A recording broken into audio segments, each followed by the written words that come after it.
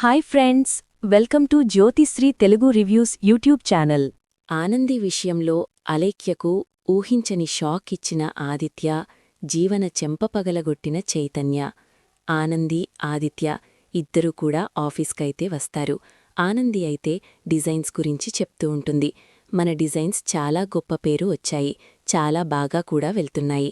నాకు చాలా సంతోషంగా ఉంది ఆదిత్య గారు, మీరు పార్ట్నర్గా ఉన్నందుకు. మనిద్దరం కలిసి విజయం సాధించాము అంటూ ఆనంది, ఆదిత్య ఇద్దరూ కూడా మాట్లాడుకుంటూ ఉంటారు. వీళ్ళిద్దరూ మాట్లాడుకోవడం చూసిన జీవన అయితే కోపంతో రగిలిపోతూ ఉంటుంది.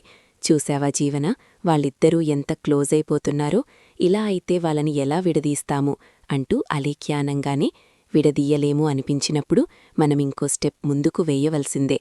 ఇప్పుడు వాళ్ళిద్దరినీ విడదీసినా మళ్ళీ బిజినెస్ పార్ట్నర్స్గా కలిసే ఉంటున్నారు.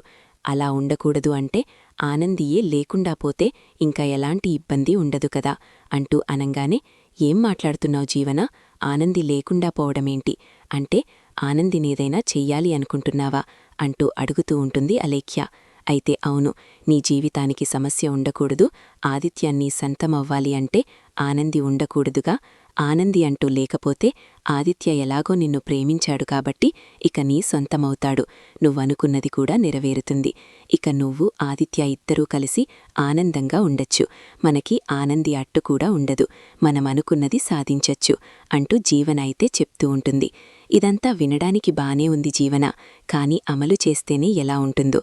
ఒకవేళ నిజం గనక బయటపడింది అంటే ఆదిత్య మనల్ని మాత్రం క్షమించడు, ఎట్టి పరిస్థితిలో కూడా వదిలిపెట్టడు. ఇప్పుడు తన తల్లి గురించి ఆనంది మీద కోపంగా ఉన్నాడు.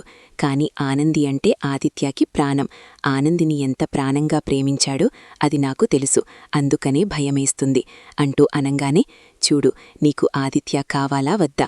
నువ్వు ప్రతి విషయంలో ఇలా భయపడుతూ ఉంటే నేను ఎలా ముందుకు వెళ్ళగలను? నేను మీ ఇద్దరిని నువ్వు ఒకటి చెయ్యాలి అంటే నువ్వు నాకు సాయం చెయ్యక తప్పదు, తరువాత నీ ఇష్టం అంటూ అనంగానే, వద్దులే, నేను నీకు సాయం చేస్తాను. ఏదేమైనా సరే ఆదిత్య నా సొంతమవ్వాలి, అందుకోసం నేనేదైనా చేస్తాను అంటూ అలేఖ్య అయితే చెప్పంగానే ఆ మాటకి జీవన అయితే అనుకుంటూ ఉంటుంది. నాకు తెలుసు కదే, నువ్వు ఆదిత్య కోసం ఏదైనా చేస్తావని.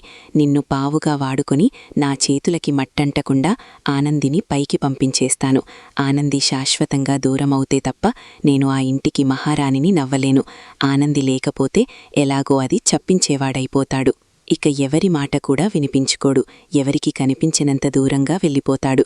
ఇక ఆ ప్రపంచమంతా నాదే అవుతుంది, నేనే యువరాణిని అవుతాను అంటూ ఇక తన మనస్సులో అనుకుంటూ మురిసిపోతూ ఉంటుంది జీవన.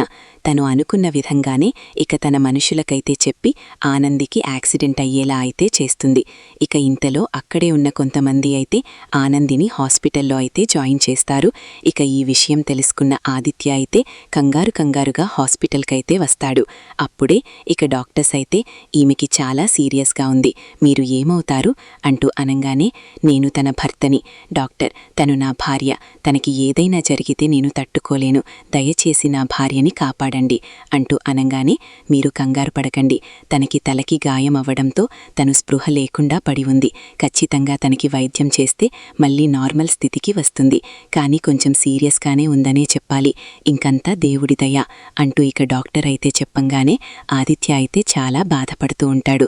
అప్పుడే ఇక గుడి గంట అయితే వినిపిస్తుంది. పక్కనే శివాలయం అయితే ఉంటుంది.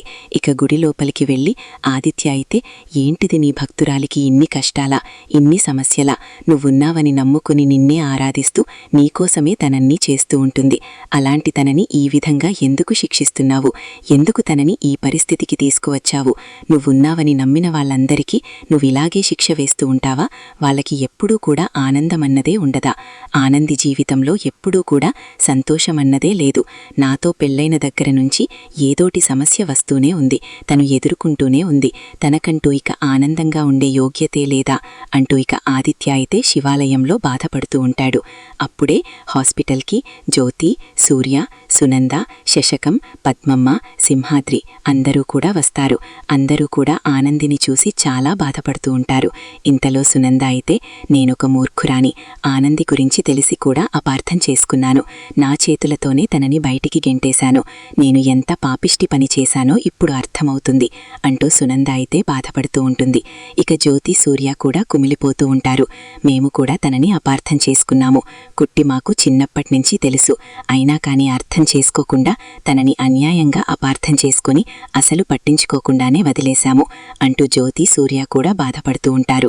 ఇంతలో ఇక ఆదిత్య అయితే హాస్పిటల్కి వస్తాడు.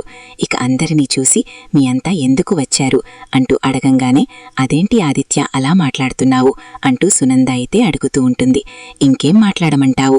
నా భార్య పరిస్థితి చూడు, తను ఎలా ఉందో చూడు. తనొక జీవశవంలో పడి ఉంది. ఇప్పుడు తనకి ఏదైనా జరగరానిది జరిగితే నా పరిస్థితి ఏంటి అంటూ ఆదిత్య అయితే బాధపడుతూ ఉంటాడు. అప్పుడే ఇంతలో అలేఖ్య అయితే వస్తుంది. ఆదిత్య బాధపడకు, నీకు నేనున్నాను అంటూ ఇక అలేఖ్య అయితే ఆదిత్య భుజం పైన చెయ్యి వేయంగానే అప్పుడే ఆదిత్య అయితే ఇక అలేఖ్య చంపైతే పగలగొడతాడు. ఇదంతా నువ్వు జీవన చేసిన కుట్రే కదా, మీ ఇద్దరి కారణంగానే కదా నా భార్యకి ఈ పరిస్థితి వచ్చింది. పెళ్లి విషయంలో కానీ, మీడియా వాళ్ళకి ఫోన్ చేసే విషయంలో కానీ ఆనందికి ఎలాంటి సంబంధం లేదు. అన్నీ చేసింది మీరు. నింద వేసింది నా భార్య మీద. నా భార్య అందరి ముందు అవమానం పడేలా చేశారు. తనని ఎంతగానో ఇబ్బంది పెట్టారు. ఆఖరికి మీ పైచాక్యం చాలక తనకి యాక్సిడెంట్ అయ్యేలా చేశారు. అలేఖ్య, నిన్ని చూస్తుంటేనే అసహ్యం వేస్తుంది. నీలాంటి దాన్న నేనొకప్పుడు ప్రేమించింది అంటూ నా మీద నాకే అసహ్యం వేస్తుంది అంటూ ఆదిత్య అనంగానే అది కాదు ఆదిత్య, ఇది నేను చెయ్యలేదు అంటూ ఇక అలేఖ్య అయితే చెప్తూ ఉంటుంది. నువ్వు జీవన కలిసే చేశారని నా దగ్గర సాక్ష్యాలున్నాయి అంటూ ఇక సీసీ ఫుటేజ్ అయితే అలేఖ్యకు చూపిస్తాడు. ఇక అలేఖ్య, జీవన మాట్లాడుకునే మాటలన్నీ అందులో ఉంటాయి. అది చూసి అలేఖ్య అయితే ఒక్కసారిగా షాక్ అవుతుంది. ఇంతలో ఇక ఆనందికి యాక్సిడెంట్ అవ్వడానికి, ఆనంది జీవితం ఇలా అవ్వడానికి కారణం జీవనాన్ని తెలుసుకున్న చైతన్య అయితే జీవన చెంప పగలగొట్టి ఇన్ని రోజులు కేవలం అనుమానం మాత్రమే ఉండేది. ఇప్పుడు నిజం బయటపడింది. ఇదంతా జరగడానికి కారణం నువ్వని. వదినిగా గనక ఏదైనా జరగరానిది జరిగింది అంటే నా చేతిలో నువ్వు చచ్చావే అంటూ చైతన్య అయితే జీవనకి షాక్ ఇస్తాడు. ఈ వీడియో గనక నచ్చినట్లయితే తప్పకుండా ఒక లైక్ చేయండి. మా ఛానల్ని సబ్స్క్రైబ్ చేసుకుని పక్కనే ఉన్న గంట సింబల్పై ఆల్ అని క్లిక్ చేయండి.